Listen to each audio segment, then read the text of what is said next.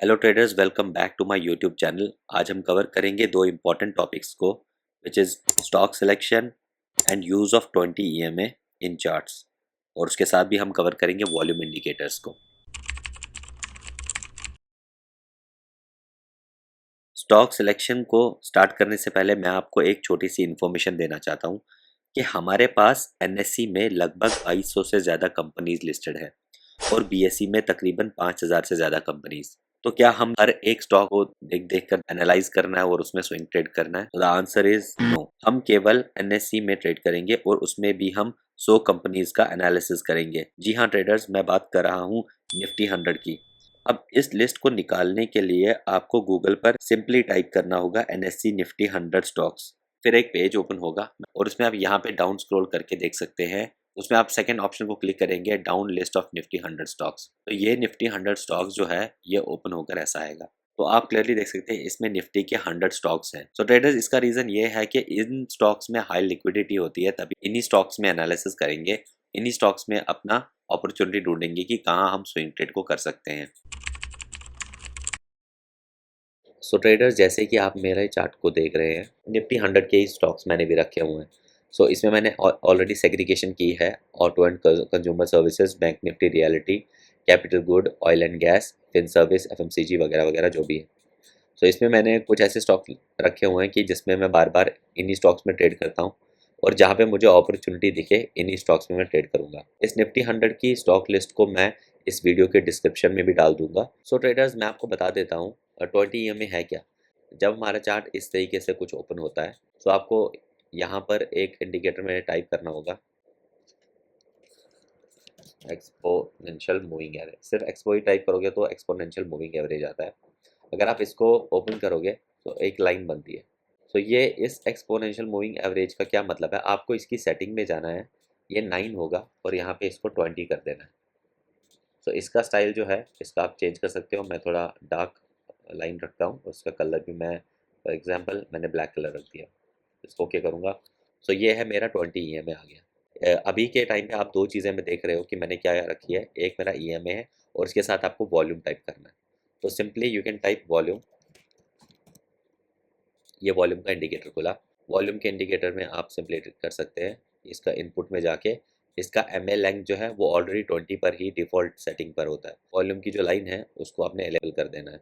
सो अभी करंटली मैंने इन दो चीज़ों का यूज़ किया है।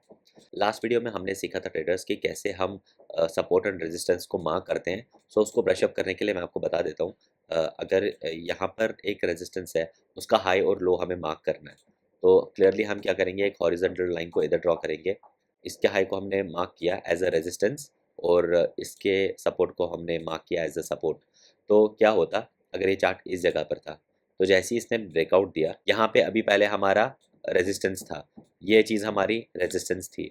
जैसे ही इसने इसको आगे ब्रेकआउट दिया, उसके बाद ये जो लाइन है ये हमारी सपोर्ट लाइन बन गई। तो ये इस चीज़ को प्रूव करता है कि ये जब वापस नीचे आया है मार्केट, यहाँ पे थोड़ा सा क्रैश हमें दिख रहा है और इसके ऊपर ही एग्जैक्टली बट इसके बिल्कुल नज़दीक आके दो बारी नज़दीक आकर इसने यहाँ से प्राइस रिजेक्शन दिया है। सो दैट मीन्स कि this line acted as a support.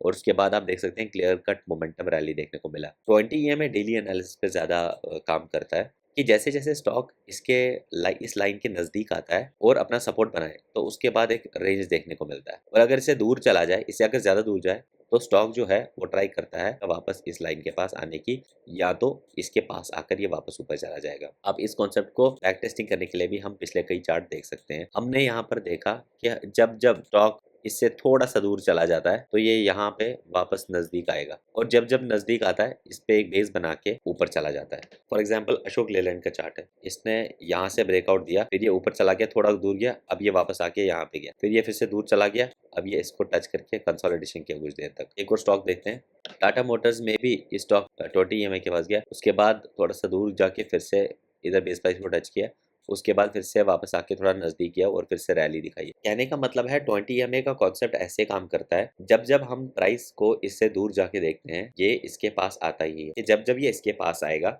उसके बाद हमें अपनी पोजीशन को क्रिएट करनी है। अब हम बात करते हैं ब्रिटानिया की। तो ब्रिटानिया में भी देखो ट्रेडर्स, ये कुछ टाइम तक कंसोलिडेशन मोड में था। कंसोलिडेशन क्या होता है मैंने पिछले वीडियो में बताया था। द मोमेंट इसने ग्रीन कैंडल बनाई है उसके बाद ये थोड़ा सा ऊपर गया, फिर इसने एक अच्छी ग्रीन कैंडल बनाई, उसके बाद इतना रैली देखने को मिला।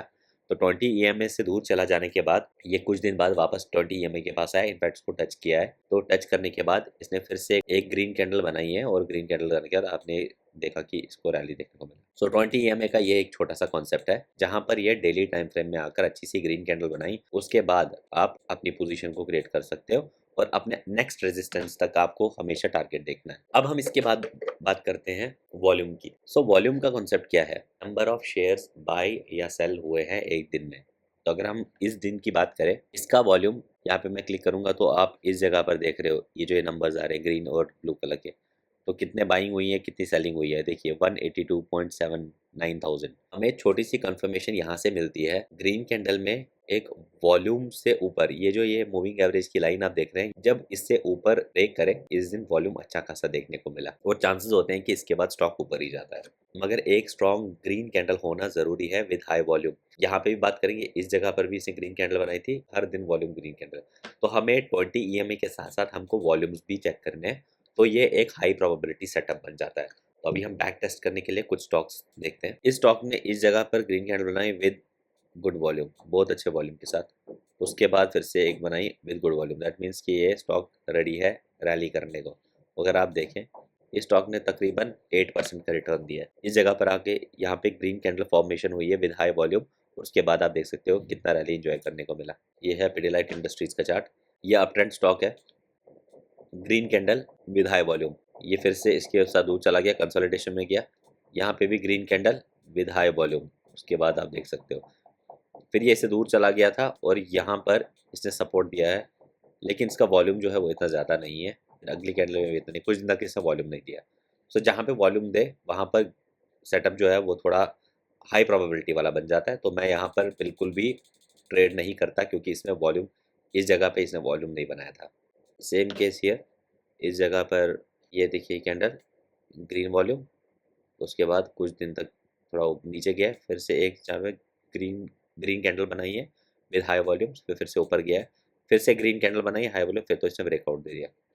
अगर बात करें महिंद्रा एंड महिंद्रा की, तो यहाँ पर हम देख सकते हैं कि एक बुलिश कैंडल 20 ईएमए पर रहा है, उसके बाद थोड़ा सा रैली देखने को मिला, इससे थोड़ा दूर चला गया, और उसके बाद वापस इसके पास एक मैग्नेट की तरह आया, फिर कुछ टाइम तक कंसोलिडेशन किया, और हम इस जगह पर फिर से देख सकते हैं एक bullish candle with high volume इसने बनाया था, फिर कुछ देर तक ऊपर गया, इससे इसने एक बुलिश कैंडल बनाई है, और उसके बाद आप देख सकते हैं कंटिन्यूस रैली देखने को मिला। आरती इंडस्ट्रीज़ के इस कैंडल को देखिए, एक परफेक्ट बुलिश कैंडल बनाई है on a daily time frame, फिर कुछ देर रैली देखने को मिला, ऊपर गया, फिर से कूल ऑफ हुआ, कूल ऑफ होने के बाद एक प्यारी सी कैंडल बनाई, ऊपर गया, और रैली एंजॉय होने के बाद ये फिर से वापस नीचे आया, और इस दौरान यहाँ पे कंसोलिडेशन पे रहा। मैं कोई दूसरा चार्ट देखता हूँ।